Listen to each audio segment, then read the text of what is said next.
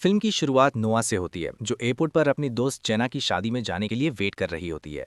जेना की शादी लायन से होने वाली है, जो कि निक का दोस्त है। टर्मिनल में चलते हुए नोआ की नज़र फोर्ब्स मैगजीन के कवर पर निक की फोटो पर पड़ती है और उसे रियलाइज़ होता है कि अब निक मशहूर हो चुका है, एक कामयाब बिजनेसमैन बन गया है और हर जगह उसकी चर्चा हो रही है। वो अपनी फ्लाइट में बैठती है, लेकिन गलती से एक आदमी से टकरा जाती है जिसका नाम साइमन होता है, और उसकी कॉफ़ी उसके कपड़ों पर गिर जाती है। नोआ तुरंत माफ़ी मांगती है और साइमन मुस्कुराते हुए उसे माफ़ कर देता है और अपना इंट्रोडक्शन देता है। जब वे फाइनली इबीज़ा पहुंचते हैं तो साइमन नोआ से फिर मिलता है और पूछता है कि क्या वे दोनों एक ही टैक्सी शेयर कर सकते हैं। लेकिन नोआ उसे बताती है कि वो अपने दोस्त का इंतज़ार कर रही है, जो उसे एक लग्जरी कार में लेने आने वाली है, और वो मजाक में बोलती है कि उसे गरीब लोगों से मिलने में कोई दिलचस्पी नहीं है। साइमन हंसता है और कहता है कि अगर वे फिर कभी मिले तो नोआ को उसे एक कप कॉफ़ी पिलानी होगी, जो वे दोनों साथ बैठकर पिएंगे, और ये कहकर वो वहाँ से चला जाता है। उसी समय जेना अपनी शानदार जी क्लास गाड़ी में पहुंचती है और दोनों साथ में उस आलीशान एस्टेट की ओर निकल जाते हैं, जहां जेना और लायन की शादी होने वाली है। वहां पहुंचकर नोआ की मुलाकात जेना के रिश्तेदारों से होती है, जो सभी काफ़ी फ्रेंडली होते हैं, जबकि जेना खुद शादी की तैयारियों में बिजी रहती है। कुछ ही देर बाद नोआ को ये जानकर शौक लगता है कि जेना ने अपनी शादी में निक को उसके साथ ग्रूम्समैन चुना है। ये सुनकर नोआ हैरान रह जाती है। वो निक से बहुत समय बाद मिल रही होती है, क्योंकि उनका रिश्ता बहुत बुरे मोड़ पर खत्म हुआ था। बाद में नोआ अपनी ड्रेस पहनकर फंक्शन में शामिल होती है, लेकिन तभी वो चौंक जाती है जब निक एक गाड़ी से उतरता है और बेहद हैंडसम लग रहा होता है। घबराकर नोहा चुपचाप वहां से हट जाती है और खुद को छिपा लेती है, ताकि निक की नज़र उस पर न पड़े। थोड़ी देर बाद जेना अपनी कजिन मैक्सवेल से नोहा की पहचान कराती है। उसका प्लान होता है कि निक नोहा को किसी और आदमी के साथ देखे और उसे जलन महसूस हो। नोहा मैक्सवेल से बात कर ही रही होती है कि तभी निक अचानक वहां आ जाता है और मैक्सवेल से मिलने लगता है, जिससे नोहा को बहुत अजीब लगता है और उसे यकीन हो जाता है कि निक ने जानबूझकर ऐसा किया है। इसके बाद नोहा लाइन के छोटे भाई के पास जाकर बैठती है, जो उसे काफ़ी पसंद करने लगता है। लेकिन नोहा प्यार से उसे समझाती है कि उनके लिए दोस्त बने रहना ही बेहतर है। नोहा उसके गाल पर हल्की सी किस करती है और वहां से चली जाती है।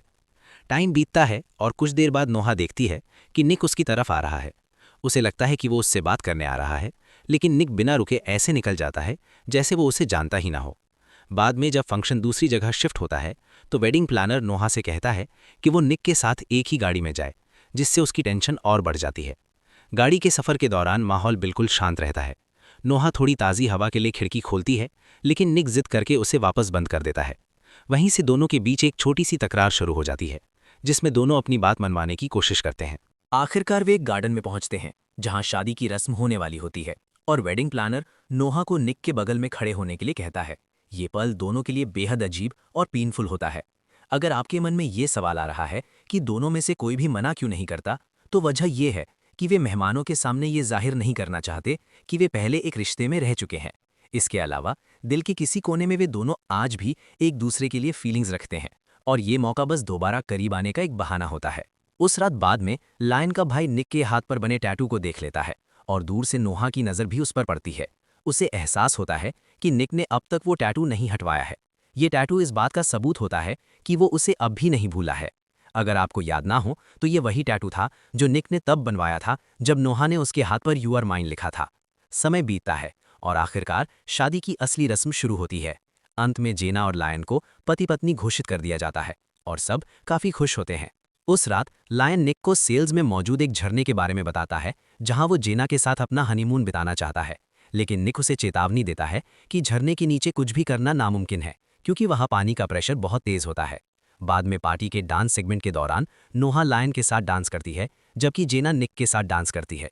लेकिन नए शादीशुदा कपल जोर देते हैं कि नोहा और निक को एक साथ डांस करना चाहिए। जैसे ही वे डांस फ्लोर पर एक दूसरे के करीब आते हैं, उनके बीच पुरानी भावनाएं फिर से जाग जाती हैं। और जब बाद में वे हवेली के अंदर जाते हैं तो बातें उससे भी आगे बढ़ जाती हैं। दिन के आखिर में निक नोहा को वहीं छोड़कर जाने का फैसला करता है और वहां से चला जाता है।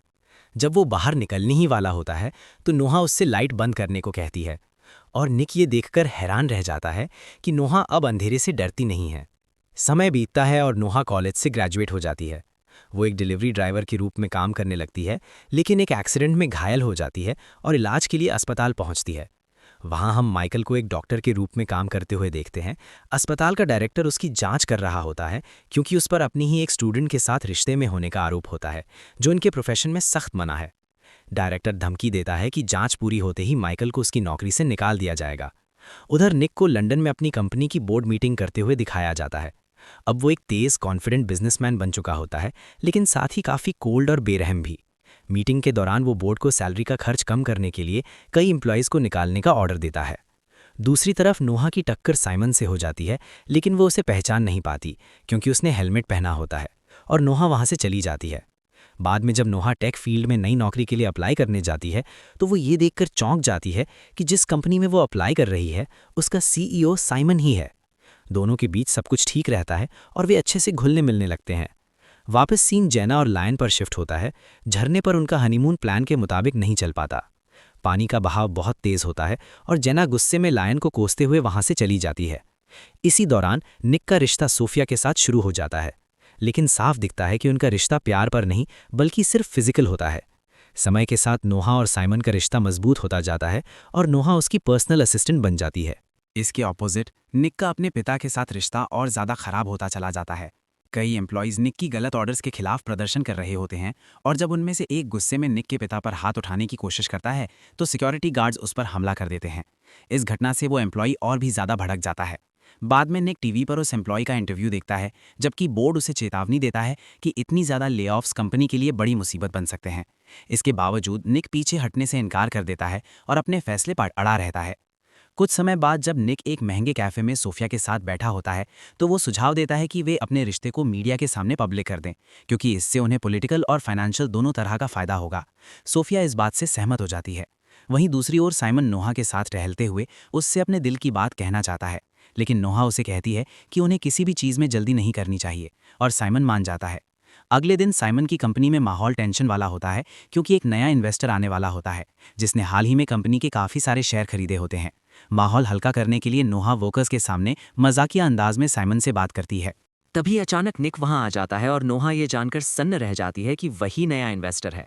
बाद में ऑफिस में निक साइमन से कहता है कि नोहा उसके लिए एक कप कॉफ़ी लेकर आए। ये बात साइमन को साफ तौर पर बुरी लगती है क्योंकि उसके मन में नोहा के लिए फीलिंग्स होती हैं। अगले दिन निक ये नोटिस करता है कि साइमन नोहा के साथ कितनी नरमी और अपनापन दिखाता है, और ये देखकर उसे जलन होने लगती है।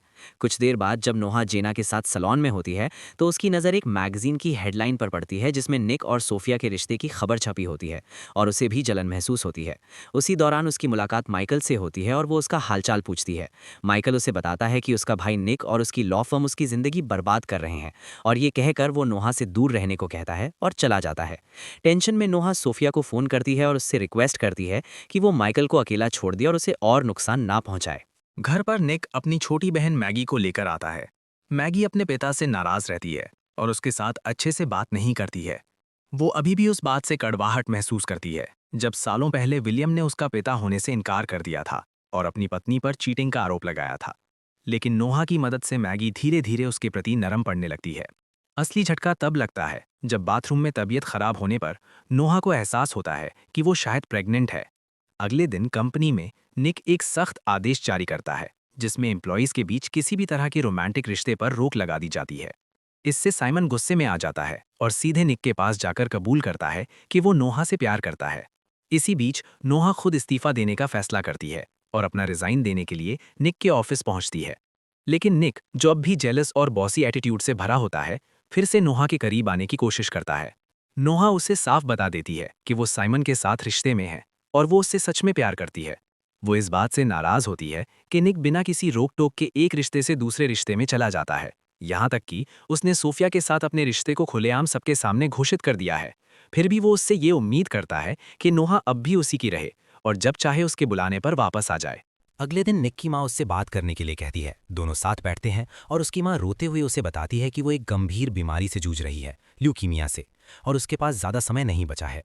वो निक से कहती है कि वो मैगी का ध्यान रखे और उसे कभी अकेला न छोड़े, क्योंकि मैगी के पास उसके अलावा और कोई नहीं है। निक उससे वादा करता है कि वो अपनी छोटी बहन की हमेशा रक्षा करेगा। अपनी माँ की हालत देखकर वो अंदर से पूरी तरह टूट जाता है। नोहा, जो उस वक्त उसी घर में मौजूद होती है, ये सब अपनी आंखों से देखती है। उस रात बाद में जब वे ये पक्का कर लेते हैं कि मैगी सो चुकी है, तो निक नोहा से उसके साथ रुकने को कहता है, क्योंकि वो अकेला नहीं रहना चाहता। इंसानियत और हमदर्दी के चलते नोहा मान जाती है। अगली सुबह जब निक की आँख खुलती है तो वो देखता है कि नोहा वहाँ नहीं है। मैगी उसे बताती है कि नोहा जा चुकी है। नोहा अपनी लगातार उल्टियों और ख़राब तबीयत की वजह से अस्पताल जाती है ताकि अपना हेल्थ चेकअप करा सके।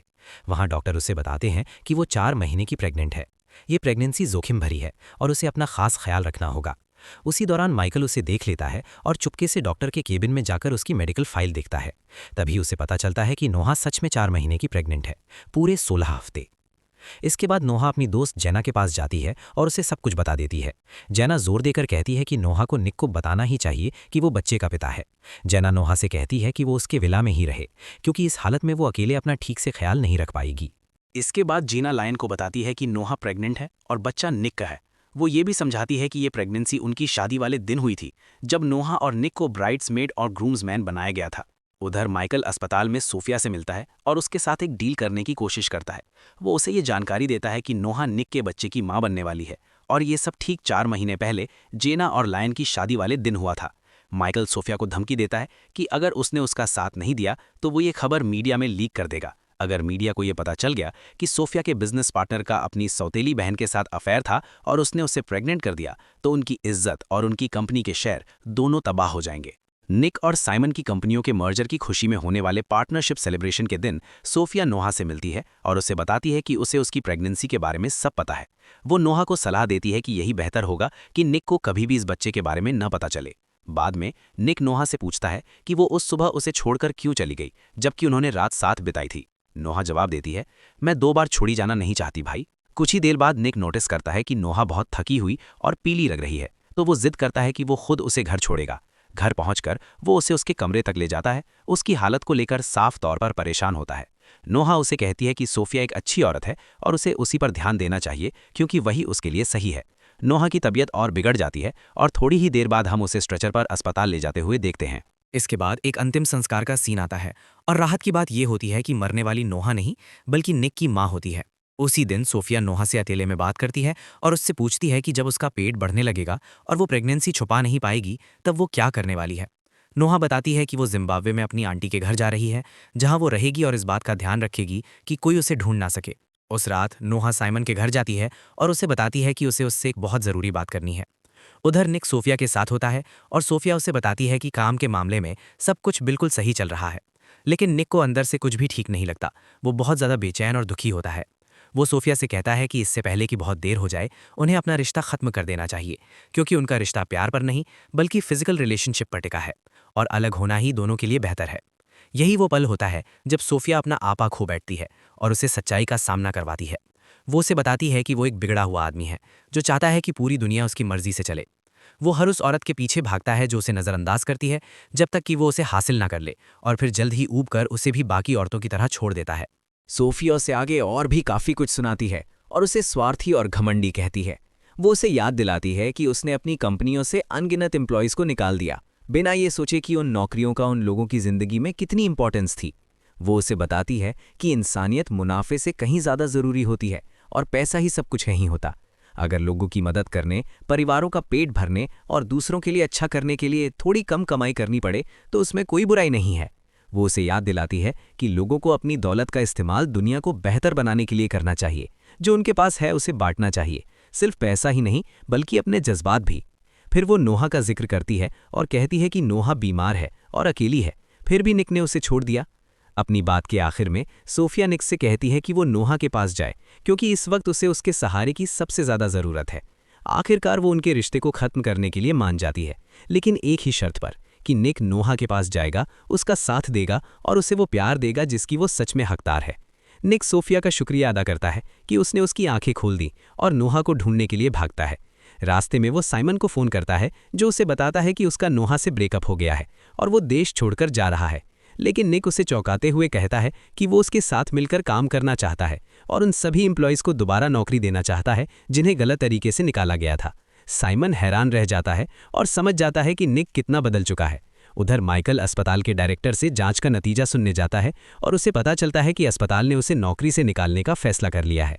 इसका मतलब ये होता है कि अब वो किसी और अस्पताल में भी काम नहीं कर पाएगा क्योंकि उसे प्रोफेशनल गलत व्यवहार के चलते आधिकारिक तौर पर निकाला जा चुका है। गुस्से और कड़वाहट से भरा माइकल अब खतरनाक हो जाता है। बाद में वो एक ऐसे मरीज को देखने जाता है जो उसके अलावा किसी और से जांच कराने से मना कर चुका होता है और उसके लिए ये एक बड़ा झटका होता है जब वो मरीज ब्रायर निकलती है। दूसरी तरफ नोहा जाने से पहले जना को अलविदा कह रही होती है। तभी वो चौंक जाती है जब अचानक निक वहां पहुंच जाता है।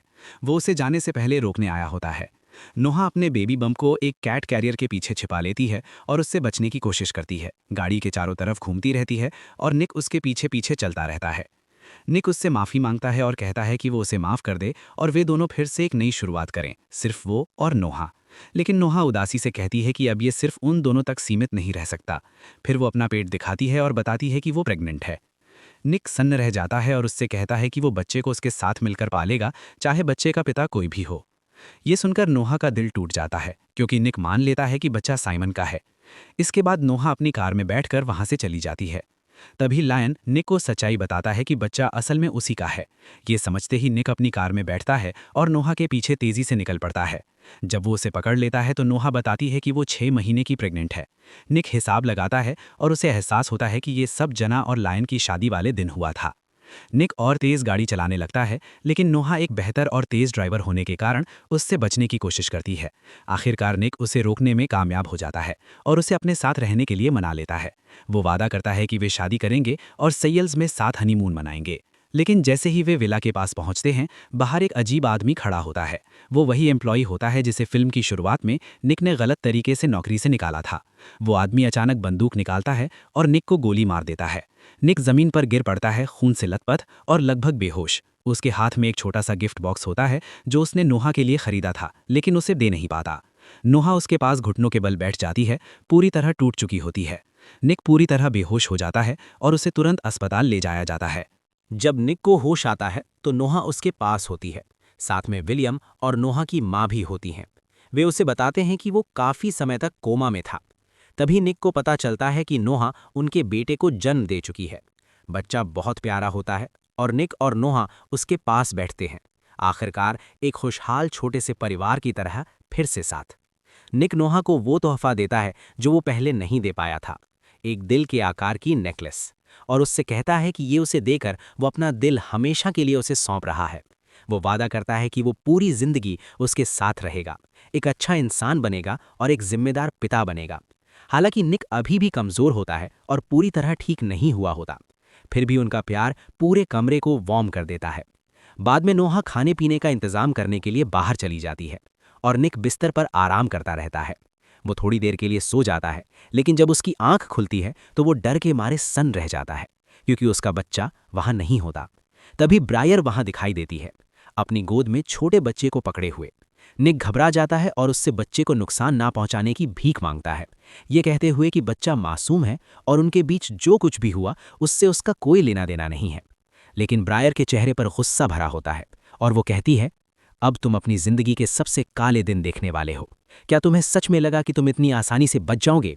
तुमने मेरी जिंदगी बर्बाद की और अब मैं तुम्हारी जिंदगी बर्बाद करूंगी भाई। निक अपना फोन उठाने की कोशिश करता है, लेकिन ब्रायर झट से फोन छीन लेती है। ये नहीं जानती कि निक पहले ही इमरजेंसी अलार्म बटन दबा चुका है। नीचे नोहा ब्रायर की आवाज़ सुनती है और ऊपर की ओर दौड़ती है। माइकल उसे रोकने की कोशिश करता है, लेकिन नोहा उससे भिड़ जाती है और कमरे तक पहुंच जाती है। वो ब्रायर से बच्चे को छोड़ देने की गुहार लगाती है, लेकिन ब्रायर चिल्लाती है कि उन्होंने उसकी ज़िंदगी बर्बाद कर दी और अब वो उनकी ज़िंदगी बर्बाद करेगी। वो चाहती है कि वे भी वही दर्द और बेबसी महसूस करें जो उसने झेली है। तभी एक चौंकाने वाला सच सामने आता है। निक की वजह से हुए एक्सीडेंट ने ब्रायर को माँ बनने के काबिल नहीं छोड़ा था। वो हमेशा के लिए माँ नहीं बन सकती थी और यही वजह है कि वो बदला लेने यहाँ आई है। ब्रायर बच्चे को लेकर भागने की कोशिश करती है, लेकिन उनका कुत्ता थॉर उसका रास्ता रोक लेता है। वो जोर से गुर्राता है और ब्रायर डर के मारे वहीं जम जाती है। इसी बीच माइकल फैसला करता है कि वो जाने से पहले नोहा को ख़त्म कर देगा और निक को नीचा दिखाएगा, लेकिन निक उसे इतना उलझाए रखता है कि नोहा वहां से निकल सके। बाहर पहुंचकर नोहा देखती है कि थॉर ब्रायर को घेर कर खड़ा है। वो प्यार से उसे शांत करती है और अंदर जाने को कहती है। फिर वो ब्रायर से बच्चे को सौंपने की गुहार लगाती है और वादा करती है कि अगर वो बच्चा दे देगी तो उसे जाने दिया जाएगा। लेकिन कांपती और गुस्से में भरी ब्रायर चिल्लाती है, ये बच्चा मेरा है, मैं इसे खुद पालूंगी। ऊपर निक माइकल से कहता है, मेरा कुत्ता थॉर ये सुनिश्चित करेगा कि तुम्हें तुम्हारे किए की सजा मिले। और उसी पल थॉर वहां आ धमकता है, माइकल को डरा देता है और उसी खिड़की से बाहर धक्का दे देता है। माइकल नीचे गिर जाता है। इसी अफरा तफरी का फायदा उठाकर नोहा ब्रायर को काबू में कर लेती है और आखिरकार अपने बच्चे को बचा लेती है। सब कुछ आखिरकार सुरक्षित हो जाता है। पुलिस पहुंचकर ब्रायर को गिरफ्तार कर लेती है और एम्बुलेंस माइकल को ले जाती है। परिवार को आखिरकार सुकून मिल जाता है। वॉइस ओवर में नोहा कहते हैं कि जब इंसान मौत के करीब होता है तो उसकी पूरी जिंदगी उसकी आंखों के सामने किसी फिल्म या किताब की तरह घूम जाती है। उस पल में मुझे सिर्फ तुम्हारी आंखें ही दिखीं, वो निक की ओर इशारा करती है। वो आगे कहती है, जब हमने उम्मीद खो दी थी, जब हम टूट चुके थे, जब हम खुद को संभाल नहीं पा रहे थे, तब निक के हाथ पर बना यू आर माइन वाला टैटू ही वो डोर था जिसने हमें हमेशा के लिए जोड़े रखा। और आखिर में शादी होती है। सब खुश होते हैं, सब मुस्कुरा रहे होते हैं, क्योंकि 3 लंबे सालों के बाद उन्हें आखिरकार वो अंत मिल जाता है जिसका उन्हें इंतजार था। शादी के दौरान नोहा अपना गुलदस्ता उछालती है और वो सीधे सोफिया के हाथों में जाकर गिरता है। लायन मजाक में निक से कहता है, झरने के पास जाना वहां जादू होगा। और सच में ये दो प्रेमी नोहा और निक, जिनके नाम एक ही अक्षर से शुरू होते हैं, ट्रिलॉजी की पहली फिल्म वाली लाल लग्जरी कार में साथ निकल जाते हैं। और इसी के साथ ये कहानी शांति और खुशी के साथ खत्म होती है।